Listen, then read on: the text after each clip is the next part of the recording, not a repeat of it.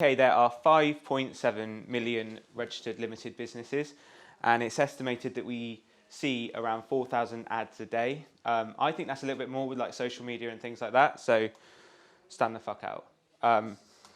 My name's Edward White. I run an agency called @Live. You'll catch me running around a field with a smile on my face. I love coffee, I love drum and bass, and I'm going to be talking to you about building your personal brand today. So I've been doing the kind of personal brand game for a little while now, and it's not like a Weight Watchers advert, but that was just using my phone, simple talking to the camera, 1 minute long, very nervous, very kind of scary. And then that's a more informative video, which is on my YouTube channel. It just kind of goes to show the difference of like, start today, start making content, and kind of understand that you're going to be on this journey and it's not going to look amazing to start with. So yeah, here's a prime example. And if you want to go back on my Facebook page and look at that video, like, have a laugh. This is a little bit about what @Live does as an agency.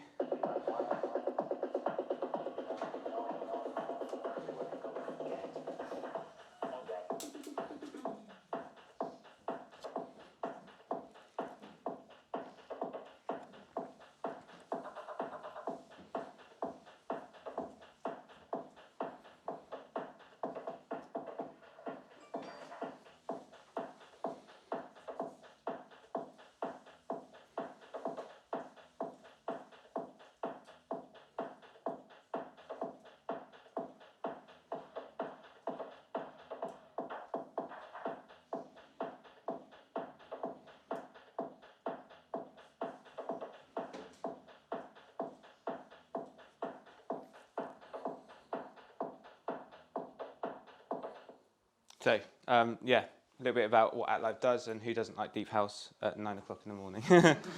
So does anyone know who these three guys are? Can anyone point them out to me? Gary Vaynerchuk. Yeah.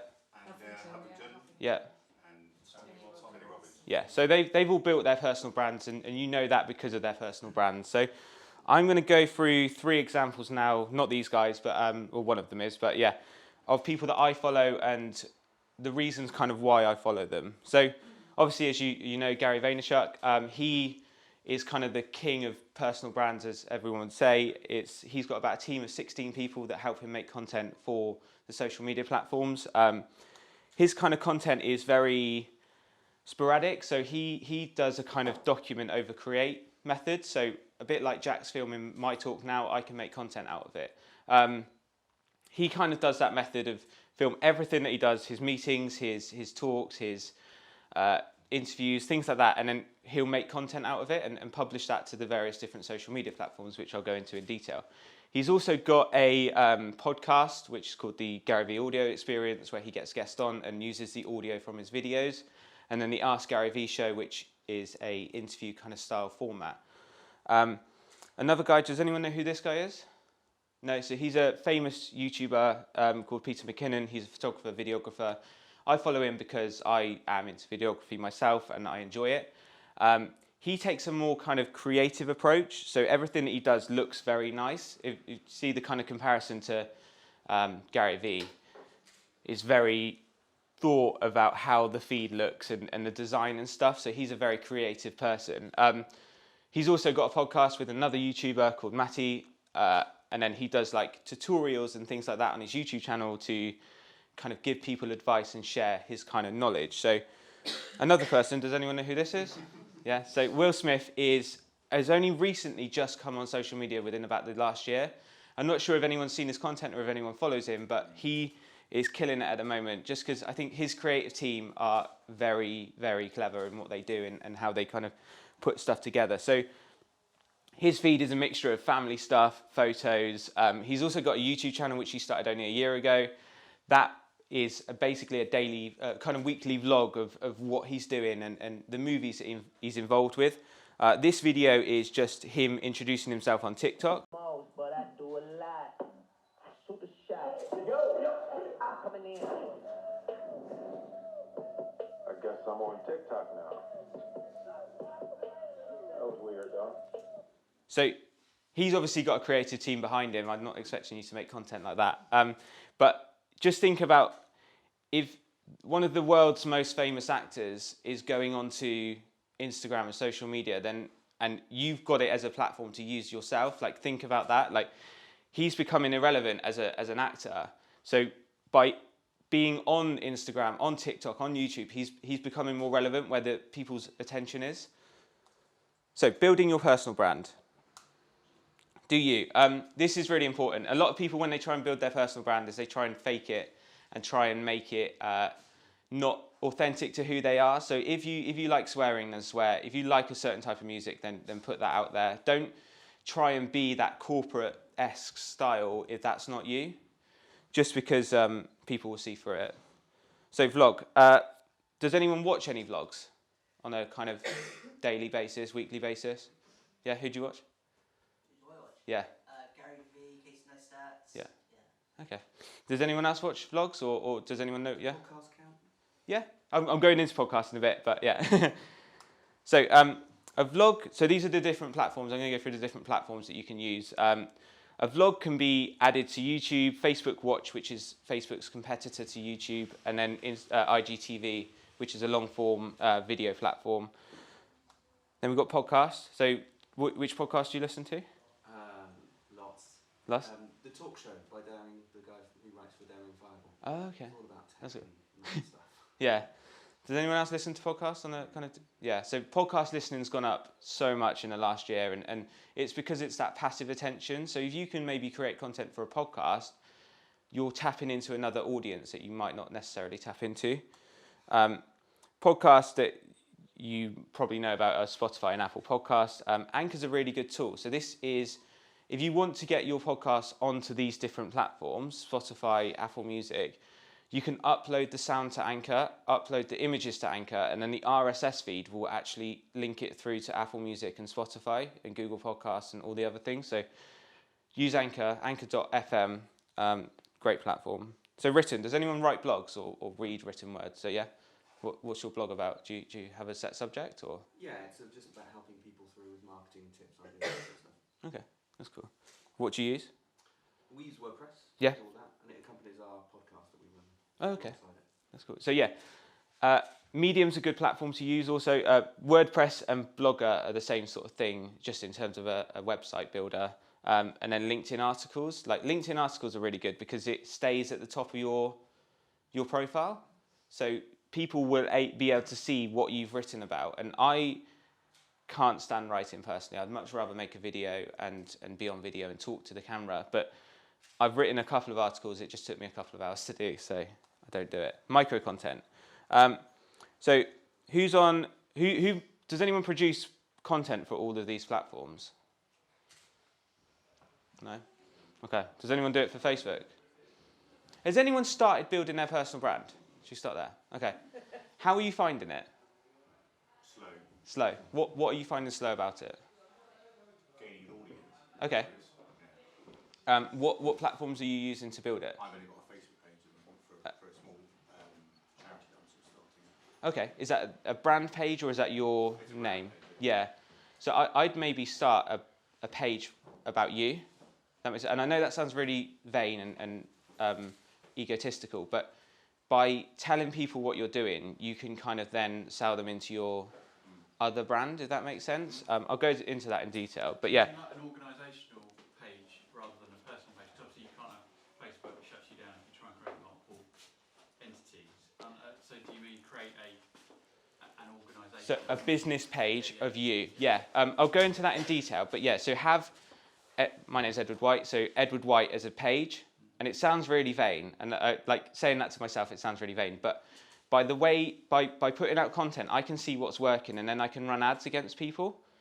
And so I can run ads against people, say I make content in Bath, against people who are in Bath, and then they'll see that content. Does that make sense? So, yeah. So Facebook, I'm pretty sure you've all heard of it because it's the most popular social media platform. Pinterest is really good if you're trying to, more on a brand perspective, if you're trying to target people who, because they've got a buying mindset. So maybe not personal brand as such. TikTok is a new platform, as you saw the Will Smith video. It's about 15-second long videos. Twitter is great for just a little thoughts, and it's great to connect with people. So say you're at an event go onto Twitter, find the Bath Digital Festival, see who's mentioning it, and then go and follow those people and interact with those people, because then you're growing your network by just interacting with people about something that you've got a common interest around. LinkedIn, you should all be using LinkedIn because it's so underpriced for what the kind of organic reach that you get on LinkedIn is so much higher than, say, Facebook or Instagram. And then Instagram, I would heavily push stories or IGTV content. So that's longer form video content up to 60 minutes. But using that kind of content on Instagram, they want you to use it. So they're going to push you higher in the algorithm. So it's just, I don't like to trick the algorithm, but like if something's working, I'm going to keep doing it, if that makes sense. So how to make content, the Edward White method. I take a kind of Gary Vee and Peter McKinnon method. So I document like I'm doing now with the cameras, and then I create also. So I make informative videos around how to make a podcast for under £400 or different kind of content to help people. I just prefer that way. So I'm going to go through some tools now if you want to make notes or anything of different things that you can use and the stuff that I use. So this one is called the Creative Cloud. It's an Adobe suite which you get various different creative tools to use. So really good if you want to get heavy at creating content and making different stuff, because it's got the Photoshop, the Lightroom, the Adobe Audition, which is the sound. So if you need somewhere that to create your content, it all works simultaneously, which I really like. Obviously, the budget isn't always there, so the price is $24.99 to $49.99, depending on which package you go for. Canva is a really good tool if you don't want to spend any money, just in creating like video and imagery content. I think you have to pay for the video, I'm not too sure, but you can make quote sort of images and PDFs and things like that to share easily on social media using the app. Unsplash is where I get all my images if I don't have the images already myself. So I find that some stock sites are really shit for images. It's the really cheesy thumbs up photos I can't stand. So Unsplash is a bit more lifestyle-y and authentic looking compared to the other sort of sites out there. Giphy is a really good way to kind of just share different things that you've done. So I've started making GIFs for my clients and stuff, and I tempted to make one for sort of the Edward White branded stuff, so a bit like the Gary Vee stuff. If you ever see him on Instagram, make the GIFs and then you can share it and upload it to your own Instagram. Artlist, this is where I get all the music if I want something a bit more businessy and corporate. It's quite expensive, but it just gives you unlimited downloads without having to worry about the royalty or anything like that. So this is the kind of created content that I do. So this is for YouTube, obviously. And it's just giving kind of different tips and stuff like that around Lightroom and being creative and making a podcast and just sharing my advice, because I'm obviously going through this and I'm trying to give people what I find is working and things like that. So that's where my kind of created content comes in. In terms of the document content, this is a podcast episode that I did with Jack Cook in Bristol, but from that episode I've then got images, video and audio. So for an hour, 2 hours shooting, I've got content that I can make and repurpose and reuse and make into micro content just from that 1 hour shooting. Does that make sense? So I'm trying to minimize the way that I need to make content. It's just one long form podcast episode that gets on Spotify, Apple Music.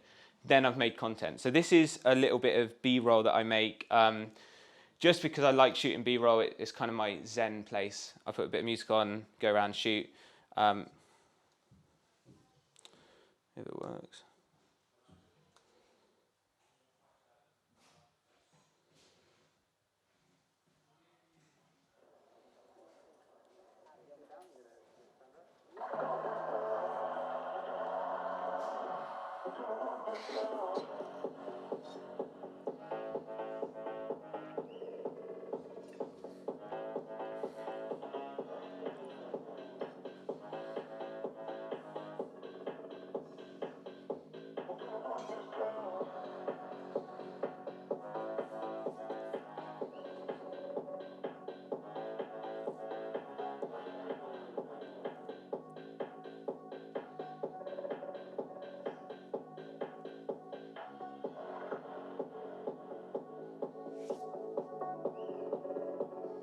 So yeah, that's just a little advert for the podcast episode that I make on the day.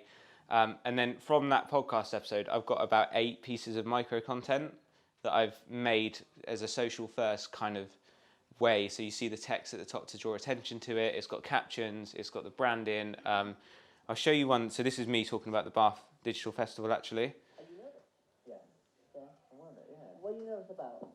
I don't know. Just that I think the scale of it feels quite big to me. So I've done talks before, and I've done, the biggest I've done in front of was about 40 people. Yeah. I was shitting myself. I remember sitting in my car. I don't know why, but I was listening to Eminem. Yeah. You get some lose yourself?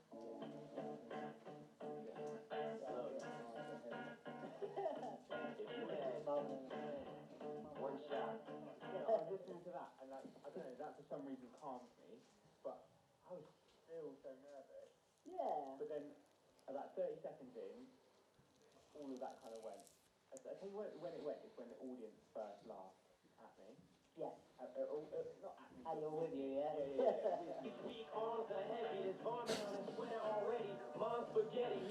So that's just like a little bit of minute content that I can get on Instagram, LinkedIn, Facebook. But it's I'm not going out and creating that content. It's just a chat that we've had.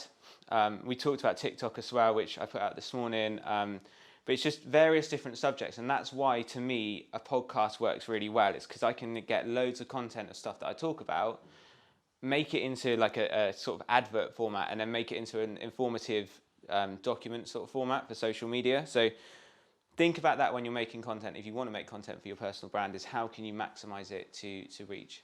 Just got a question on B-roll. Yeah. Something I was doing for my podcast over this. What are you looking for?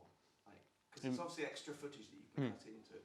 What are you looking for when you're going out and about with the music on? Nothing really. I don't have any kind of set goals. It's like because obviously that's in the harbour in Bristol, so it's really nice scenic, and I just like going around running, shooting as much as possible, and then coming back and looking at it and going, oh, that's really shit, or I like that, and working with what I think works well. Because obviously every video is kind of different, isn't it, with B-roll? So you want to try and capture the moment of the feeling. I don't have a set, like I'm going to film this amount of people or this certain thing. So my Instagram looks a bit like this. So I try and make it, I've got a kind of filter as such for my Instagram content. I use that using Lightroom, which I can use on my phone or my computer, and it links up together, so I can add that filter so all my images look the same. And yeah, and then also I've got the podcast, as you know, from the other videos. So in terms of the question, in terms of the company and the personal brand page, so my company is obviously called @Live. I share like the finished results, the stuff that we're doing with clients, branded content, case studies, and who we're working with and stuff. I never share any of the Edward White stuff, and I don't make it too personal. I don't know why that is. I just don't want to make it about me, if that makes sense. Like, the personal brand's kind of already doing that. So the personal brand page, on the other hand, is... So sorry. That's okay. TikTok. The personal brand page is the journey and the weekly updates, what I'm doing. It's just kind of giving people my story, essentially, because I think if you can tell people what you're doing, that's a great way to sell your business, because you're not being...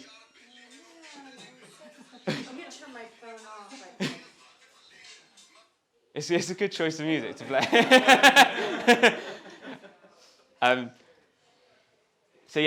So just telling people what you're doing. Like I'll give you an example in a minute of how I've managed to sell clothes without intending to sell clothes, which is here. So I just put out a post that said which one works best, Design 1 or Design 2, just because I wanted to make hoodies for the company, just for me.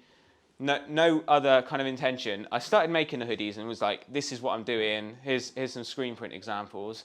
And then I had a message from one of my friends who said, can I buy a hoodie? And I was like, yeah, I don't know how much I'm going to charge or what I'm going to charge. Like, I just charged him cost of the hoodie because I don't really intend to make money on it. But just by documenting what I'm doing, I'm able to sell a hoodie from making content around making hoodies. Does that make sense? Like, I've not gone out on with the intention of selling hoodies. I don't want to start a clothing brand. It looks too much hard work.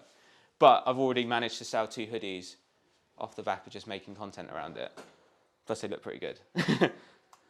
So consistency. Make sure your content is consistent in terms of sort of what you post and your kind of message. So it can change in terms of look and the content that you're actually putting out. But just obviously, if you are true to yourself and you do you sort of thing, the consistency will come through. Whereas if you're trying to fake it and be this business-minded head that talks about numbers and analytical, when that's not really you, then people will be able to see that in terms of the consistency. How to grow.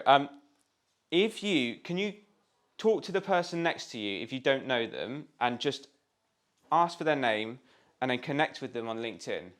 Because that's a great way to grow. So if you do it now, talk to the person next to them, get their name and add them on LinkedIn, okay?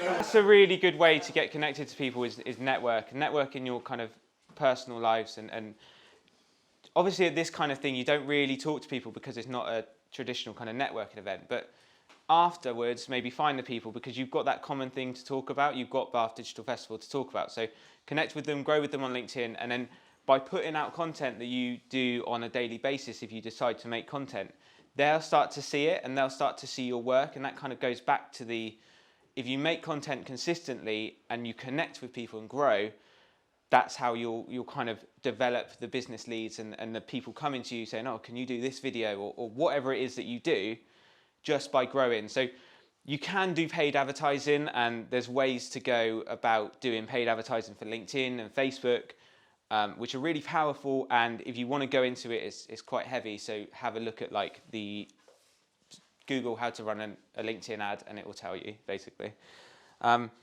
It's not all business. So when it comes to making content, it doesn't always have to be about business and you don't always have to have the kind of mindset of you're trying to sell a product because ultimately we're all humans and we like to know what's going on. So don't try and make it all businessy.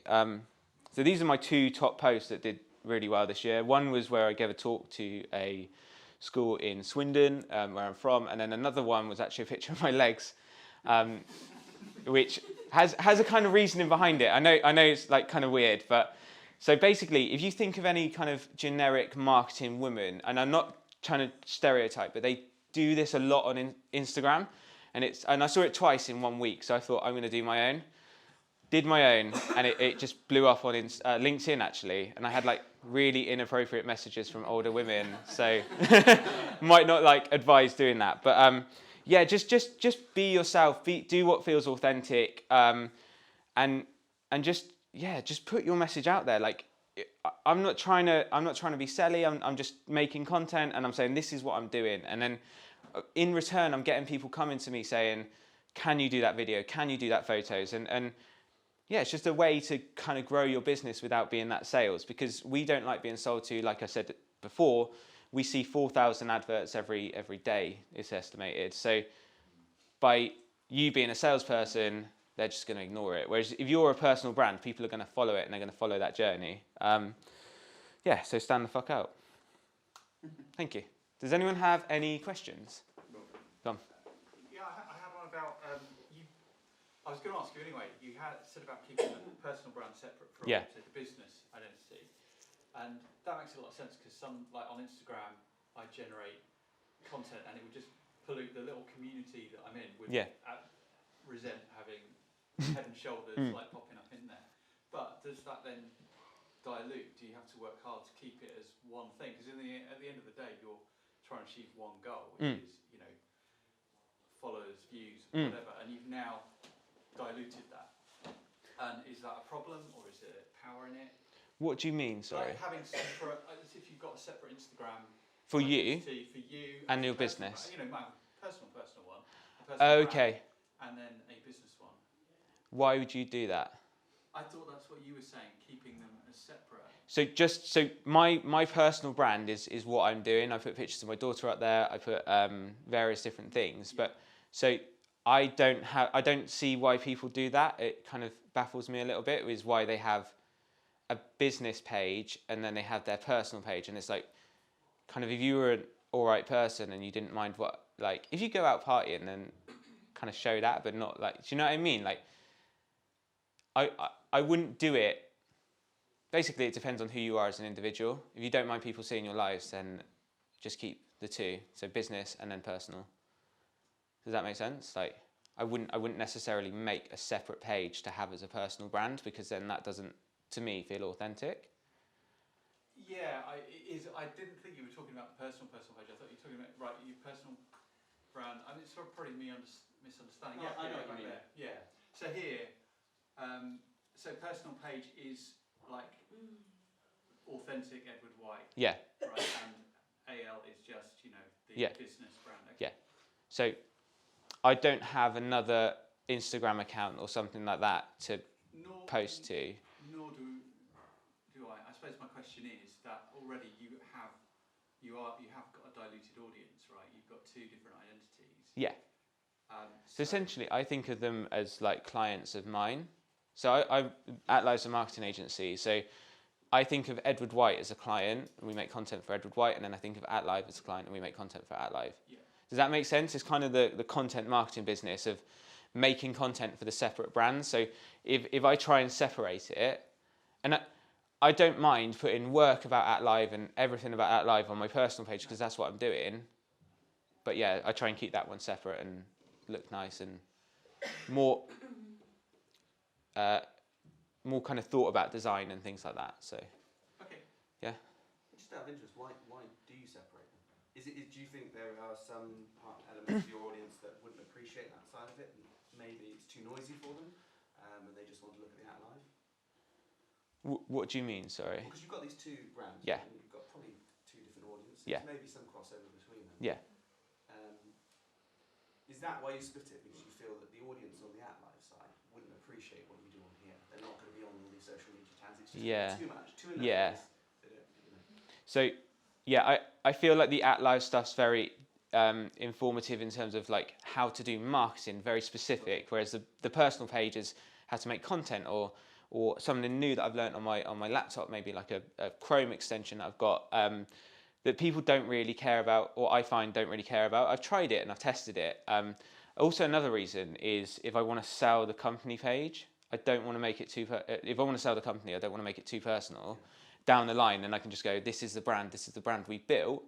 And also, on the other hand, if I want to start something new, or say the economy crashes and I've built the personal brand, that's essentially my CV, is I can go, look at my Facebook, look at my LinkedIn, look at what I've created, this is what I can do.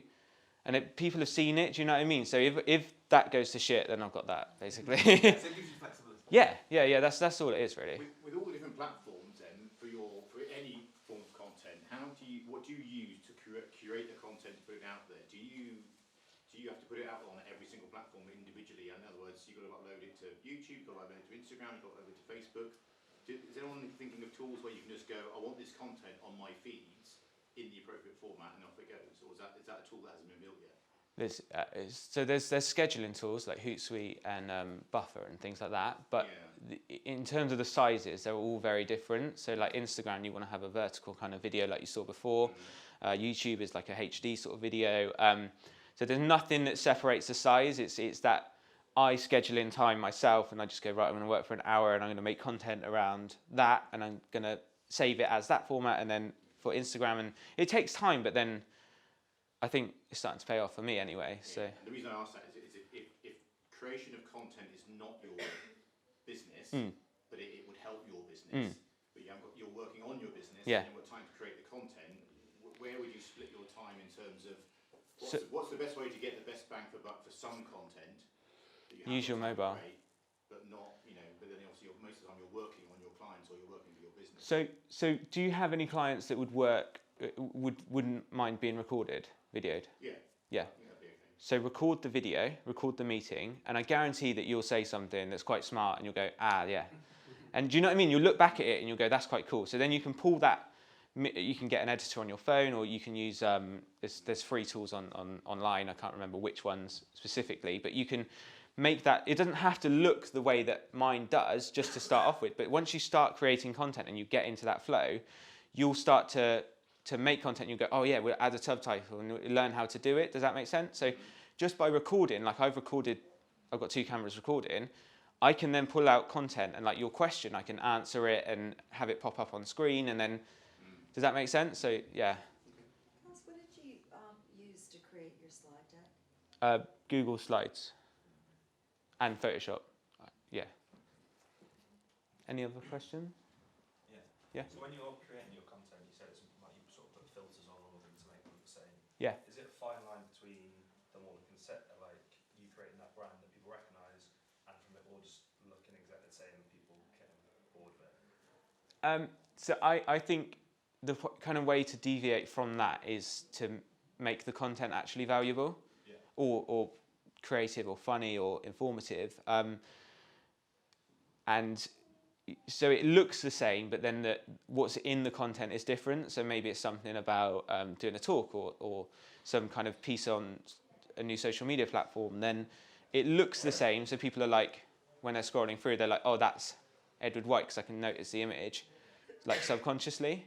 But yeah, if you were just posting pictures of, say, coffee cups with a nice filter on it, then people would maybe start to get a bit bored of it and be like, oh, I've seen that coffee cup before. And do you know what I mean? Like, so just make content that's valuable to your audience. And the only way to do that is to kind of create content and then see what works and what doesn't. So, yeah. Is there any other? Sorry?